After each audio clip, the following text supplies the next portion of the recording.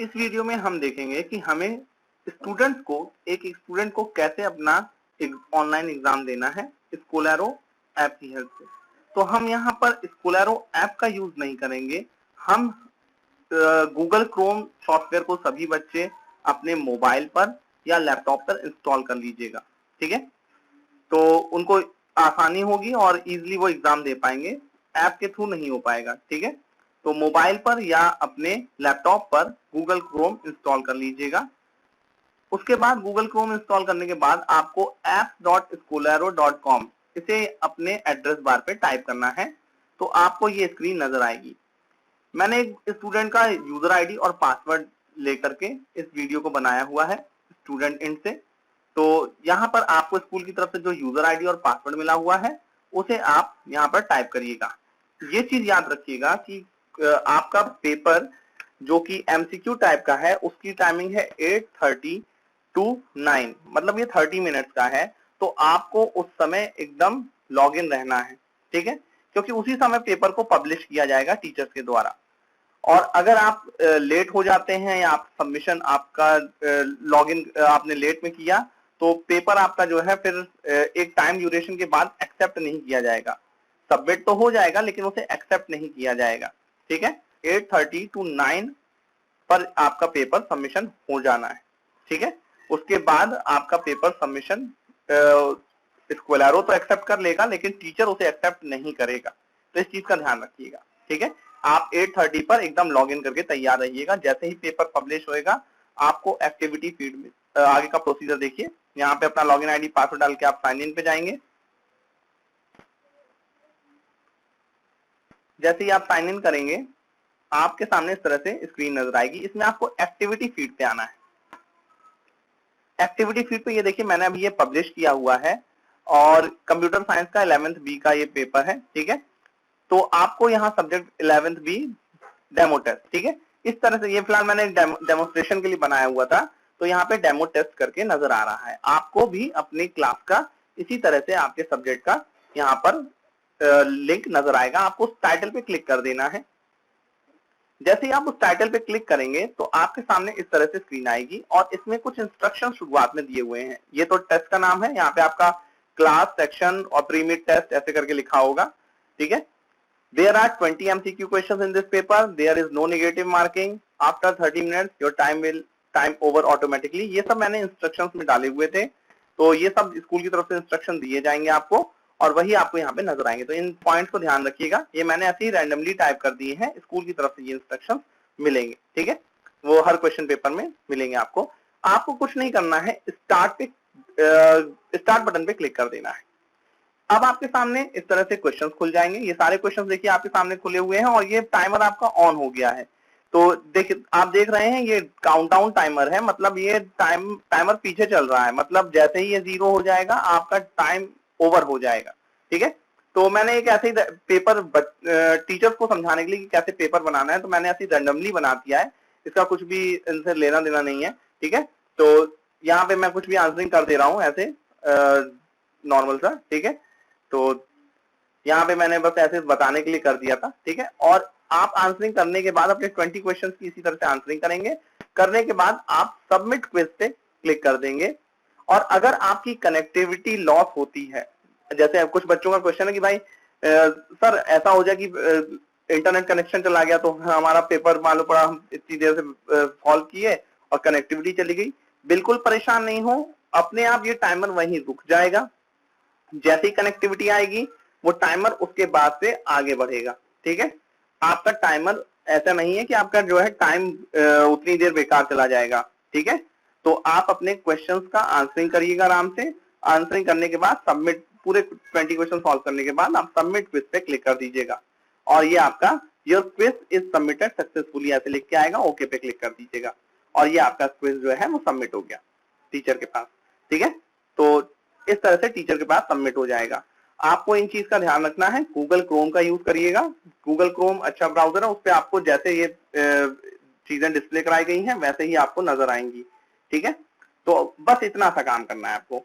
अब देखिए ये क्वेश्चन हो एमसीक्यू टाइप के क्वेश्चन हो जाने के बाद आपको 20 मार्क्स के क्वेश्चन रहेंगे एमसीक्यू। इनके ओवर हो जाने के बाद आपको थोड़ा सा बीच में ब्रेक दिया जाएगा और फिर 10 to 11 आपका पेपर होना है सब्जेक्टिव टाइप का, ठीक है। तो इस चीज का ध्यान रखिएगा कि वो भी आपको पब्लिश किया जाएगा असाइनमेंट्स में, ठीक है, या आपको एक्टिविटी फील्ड में भी नजर आ जाएगा तो आप वहां देख सकते हैं, ठीक है। उसके लिए आपको 1 आवर मिलेगा, तो एक्टिविटी फील्ड्स में आप आओगे तो वहां पर भी नजर आ जाएगा आपको, ऐसे ही यहाँ पे पब्लिश किया जाएगा। तो वहां पर भी आपको टाइटल पे जा करके और वो असाइनमेंट डाउनलोड कर लेना है, ठीक है। डाउनलोड करने के बाद आपको उसे सॉल्व करना है। सॉल्व करने के बाद उसकी एडोब स्कैन या कैम स्कैनर जैसे किसी सॉफ्टवेयर का यूज करके आपको उसका पीडीएफ ले लेना है। अगर आप पीडीएफ नहीं ले पा रहे तो आप उसे इमेज फॉर्म में भी फोटो खींच करके रख सकते हैं। पेपर को सॉल्व किस पे करेंगे? A4 शीट पर करेंगे। इंस्ट्रक्शन स्कूल की तरफ से दिया गया है, ठीक है। तो A4 शीट पर आपको सब्जेक्टिव क्वेश्चंस के आंसर करने हैं, ठीक है।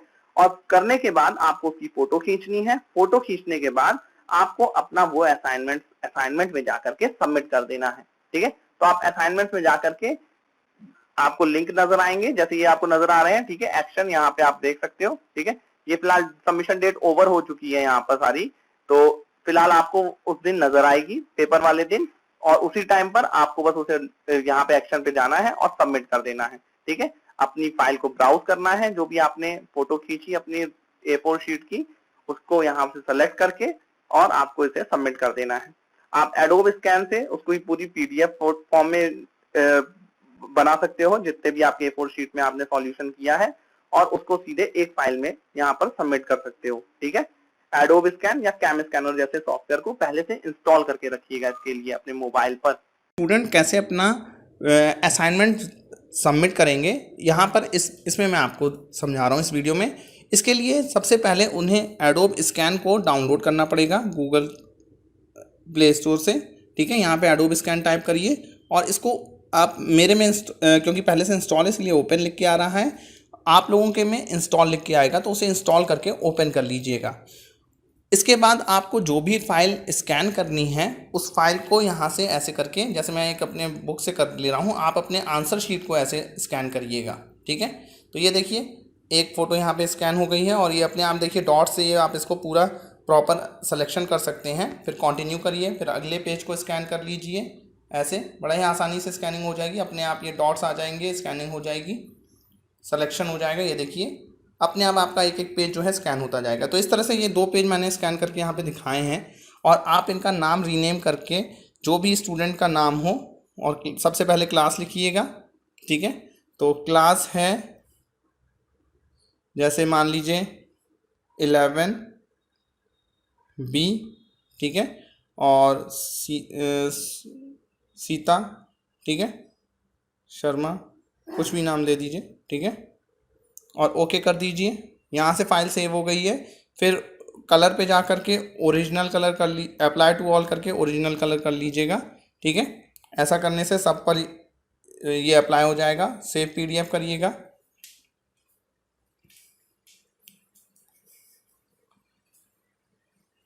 फाइल हमारी सेव हो जाएगी कहीं,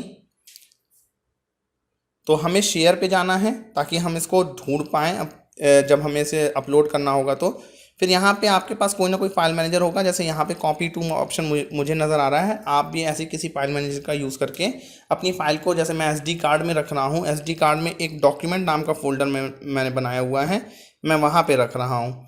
तो ये रहा डॉक्यूमेंट में मैं गया और यहाँ पे मैं पेस्ट कर देता हूँ। ये देखिए कुछ बच्चों ने और कुछ और बच्चों की फाइलें हैं, तो मैं इनको तो डिलीट कर दूँ, इनका मुझे काम नहीं है, ताकि आप कंफ्यूज नहीं हो, ठीक है। तो 11B सीता शर्मा ये हमारे फाइल है, ठीक है, जो मेमोरी कार्ड में और डॉक्यूमेंट नाम के फोल्डर में पड़ी हुई है, ठीक है। तो देखिए यहाँ पे हमें लॉगिन करना है। लॉगिन करने के लिए apps.schoolarrow.com पे जाएंगे। इस तरह से हमारे सामने एक विंडो आएगा। यहाँ पे हमें अपना यूज़र आईडी और पासवर्ड टाइप कर देना है। तो मेरे पास एक स्टूडेंट का यूज़र आईडी और पासवर्ड है, मैं उसको यहाँ टाइप कर दे रहा हूँ। यूज़र आईडी और पासवर्ड टाइप करने के बाद साइन इन पे क्लिक करेंगे। साइन इन पे क्लिक करने के बाद हमें असाइनमेंट्स पे जाना है या एक्टिविटी फीड पे जाना है। आप एक्टिविटी फीड पे भी जाएंगे, वहाँ से भी आपको नज़र आ जाएगा। तो सब्जेक्ट कंप्यूटर साइंस है। तो यहाँ पे देखिए ये रहे इतने सारे यहाँ पे आ रहे हैं, ठीक है। तो यहाँ से ये जा कर के सबमिशन करने के लिए एक्शन पे चाहिए, ठीक है। यहाँ से अपना जो भी कमेंट वमेंट करना हो, sir I have completed it, कुछ भी कमेंट बच्चे को डालना है वो अपना डाल देगा और चूज़ फाइल पे जाएगा। मेनली चूज़ फाइल पे जाना है। चूज़ फाइल पे जाके फाइल्स पे जाना है। मैंने अपनी फ़ाइल को आपको दिखाया था कि मैंने अपनी फ़ाइल को SD कार्ड में, अपने मेमोरी कार्ड में डॉक्यूमेंट नाम के फ़ोल्डर में स्टोर किया था। तो डॉक्यूमेंट पे आ जाएंगे, ये देखिए 11B सीता करके मैंने किया था, ये आ गया और इसको अपलोड कर देना है। बस इतना करते ही साथ हमारी फ़ाइल यहाँ पर अपलोड हो जाएगी, ठीक है। तो ये हमको नज़र आने लगेगी, यहाँ पर टीचर के पास ये सबमिट हो जाएगी आराम से और ये फ़ाइल अपलोड हो गई है। अब टीचर इसको देखेंगे तो उनको वहाँ पर सबमिशन नज़र आएगा, ठीक है। तो बस इतना ही काम करना है। इस तरह से आपको अपने सारे PDF बना करके फ़ोटोज़ ले करके और उसे अपलोड कर देना है। Thanks for watching.